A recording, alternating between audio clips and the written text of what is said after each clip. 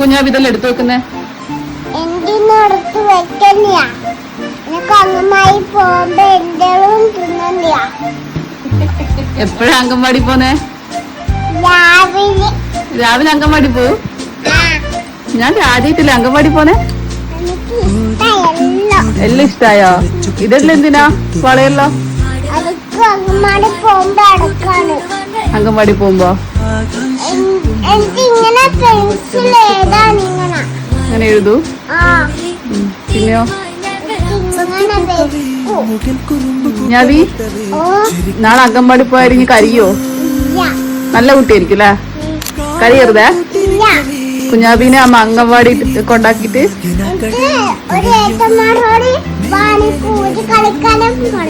കുരി കളിക്കാലോ പറയൂ.